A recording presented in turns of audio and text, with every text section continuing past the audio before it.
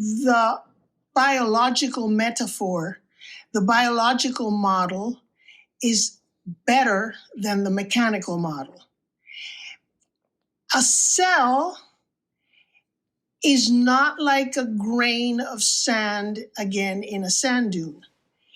A cell is defined functionally, pretty much, because when an organism begins, it begins as an undifferentiated fertilized egg.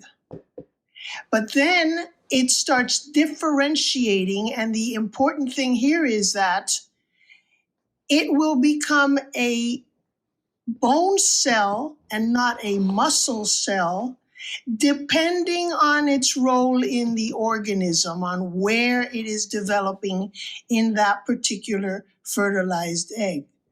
Now, why am I talking about that?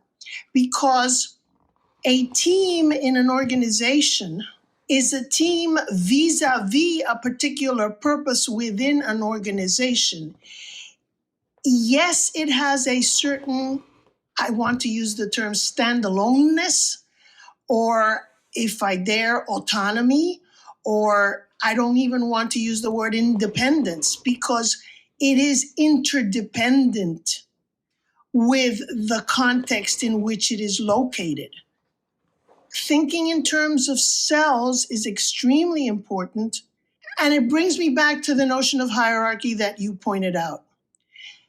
You're absolutely right that what we do not want nowadays is to think of hierarchies, much less social organizations, firms, and so on, in the sense that you have dictator who issues edicts from above and expects those edicts to be enforced. And I think the term enforce is very apropos, because it's almost like an injection of energy from the outside, and it pushes the people in the organization to do something. That is exactly what does not happen in an ecosystem.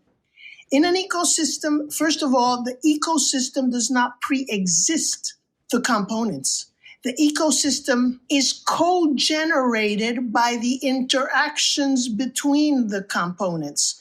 So the constrained interactions, the constrained interdependencies among the different divisions of an organization, the different cells, the different teams, the different divisions, the different so on, that create the ecosystem that we call a firm. It's the interdependencies between the plants and the animals, between the fungi and the atmosphere, that create an ecosystem which in turn issues orders, if you will, but not forcefully the way you described dictatorial manager, correctly so, but rather, how does an ecosystem control?